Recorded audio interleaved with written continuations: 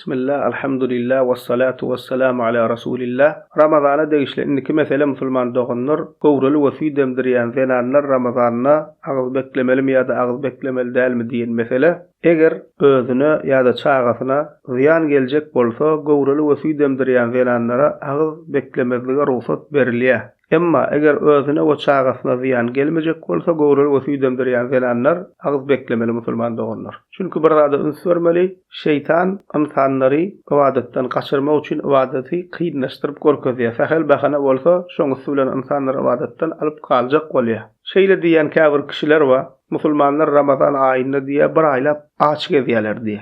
Emma hakykatda biz musulmanlar Ramazan aýynda bir aýlap aç gezemzok, biziň iýen, içýän wagtymyz, tertibimiz ütgoýa. Agzaçardan başlap selerlige çenni islen zadyň iýmäge içmäge ruhsat berilipdir, emma näme günnüz agyz bekleýär. Indi eger şu tertip, şu görnüşde agyz beklenilen ýagdaýynda iýje iýip içmegi gowraly zelanlara ýa-da süýdemdirýän zelanlara ýeterli bolsa, öz saglyklaryna we çagalarynyň saglyklaryna ziýan gelmeýän bolsa, onda näme musulman dogunlar agyzyny beklemeli. Mysal üçin, süýdemdirýänler ene süýdüp berýänler, ýandan goşmaça da süýt berýänler, gündüz goşmaça süýt berip iýje emdirene ýeterli bolýan bolsa, onda näme musulman dogunlar agyzyny beklemeli. Emma eger agyz beklenen ýagdaýlaryna öz saglyklaryna, çagalarynyň saglyklaryna ziýan gelýän bolsa, onu agyz beklemekleri dogry däl. Çünki musulman dogunlar dinimiz İslam, insan janyna, insan saglygyna uly ähmiýet berýär. Hatda İslamyň 5 sütunynyň biri bolup duran Ramazan aýynda agyz beklemek hem bolsa, ulu parzlaryň biri hem bolsa, eger saglygyna ziýan berýän bolsa, orada tutmady, agyzyny beklemedi.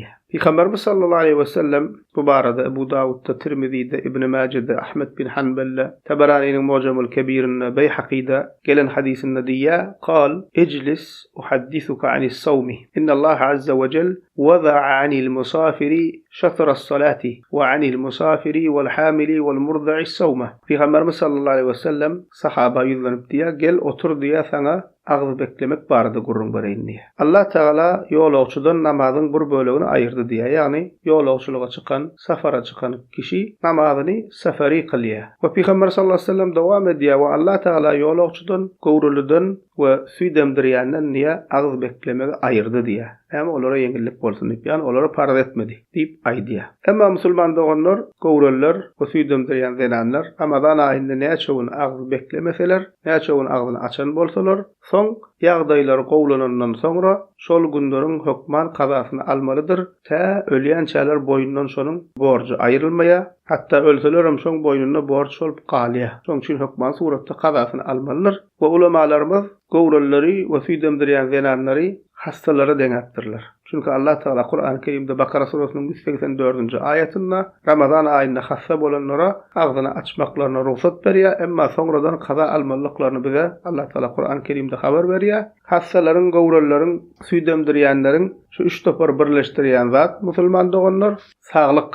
3 toparada Ramazan aýyny agyzlaryny açmaga ruhsat berilipdir. Näme üçin? Eger saglyklaryna ziýan geljek bolsa diýip. Şonuň üçin hem gowrullar we süýdemdirýänler edil hassalar ýaly Ramazanda näçe agyz beklemedik bolsalar, soňradan hökman kazasyny almaly. Alhamdulillahi rabbil alamin.